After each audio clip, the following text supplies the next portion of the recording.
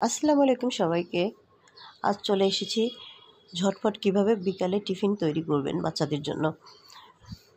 বাসায় থাকা কিছু উপকরণ দিয়ে একেবারেই খুব জলদি একটা কিমা পরোটা তৈরি করে বাচ্চাদের একেবারে মনের মতো করে একটা টিফিন করে দিতে পারবেন।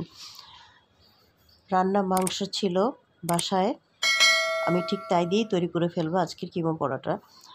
আমি কিছু গরুর মাংসকে এভাবে কাঁচা চামচ দিয়ে ছাড়িয়ে নিয়েছি আর নিয়েছি 1 কাপ পেঁয়াজ কুচি।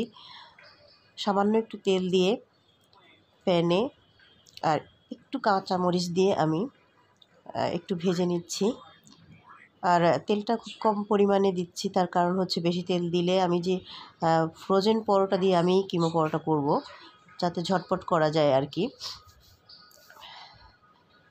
সামান্য একটু লবণও দিয়ে দিলাম। এবার আমি মাংসগুলোকে দিয়ে দিচ্ছি।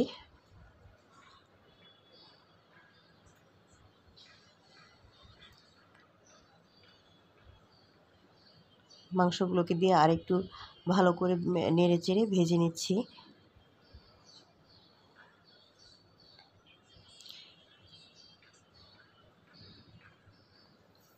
বাসায় যদি ফ্রোজেন পরোটা আর যদি মাংস রান্না হয়ে থাকে, চিকেন হোক কিংবা মাটন কিংবা বিফ, যেটাই হোক, বেশ অল্প কিছু মাংস নিয়ে ঝটপট আপনি বাচ্চাদের জন্য সন্ধ্যাবেলায় এই টিফিনটা তৈরি করে দিতেই পারেন। খেতে খুবই ভালো লাগে আর খুব কম সময় হয়ে যায়। আবারও একটু ছোট্ট টিপস, যে অল্প তেলে এটা ভাজতে হবে। তার কারণ হচ্ছে তেল বেশি হয়ে গেলে কিন্তু দুটো পরোটা যে আমি নিচে একটা এবং উপরে একটা দিতে হবে পুরের, সেটা লাগতে চাইবে না। তো আমি মাংসের কিমাটা তুলে নিলাম। এবারে সামান্য একটু তেল দিয়ে ওই প্যানেই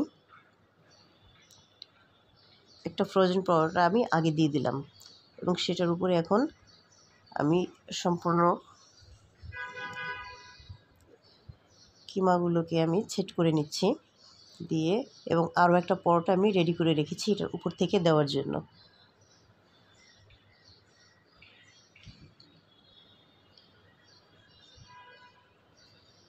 আমি সামান্য একটু মোজরেলা চিজ কেটে নিয়েছি আর তার সাথে একটু ক্যাপসিকামও নিয়েছি। এগুলো অ্যাডিশনাল বাসায় আছে বলে আমি দিয়ে দিয়েছি, আপনারা না চাইলেও অসুবিধা নেই, না দিলেও হবে।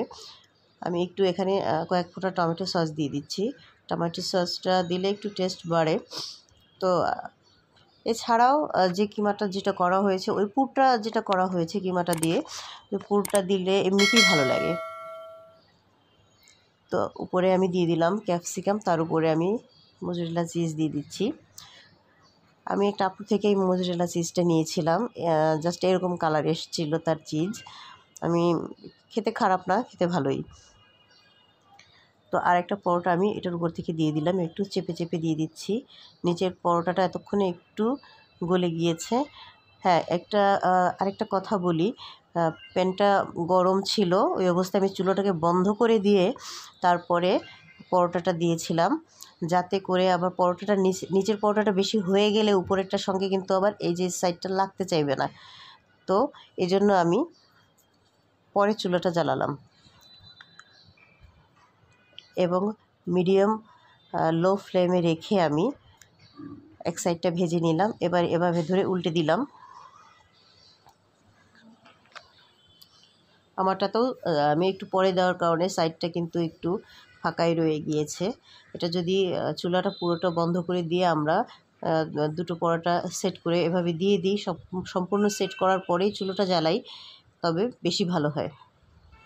আমার এই 5 মিনিটে করা টিফিন যদি আপনাদের একটু দেখে ভালো লেগে থাকে, তবে অবশ্যই লাইক, কমেন্ট, শেয়ার করতে ভুলবেন না এবং চ্যানেলটাতে সাবস্ক্রাইব করবেন প্লিজ। বাজার থেকে বা কোনো শপ থেকে আমরা যে কিমা পরোটা খাই, সেই কিমা পরোটাতে তাদের, হ্যাঁ ঠিক আছে, সেটা একটু অন্যরকম হয়, কিন্তু ম্যাক্সিমামেই দেখি যে তার ভিতরে শুধু সবজি বা পেঁয়াজ দেখা যায়, মাংসের লেশ মাত্র পাওয়া যায় না। তো আমরা যতটুকু দিয়েছি এটাতেই বেশ যথেষ্ট হবে। কেউ চাইলে এর থেকে বেশি পরিমাণে মাংস দিতে পারেন। এটা হচ্ছে একটা সাইড, আর অ্যানাদার সাইড আমি দেখাচ্ছি। সেখানে সুন্দর করে যে চিজটা গলে গিয়েছে। গরম ছিল বিধায় একটু দেখাতে কষ্ট হয়েছে।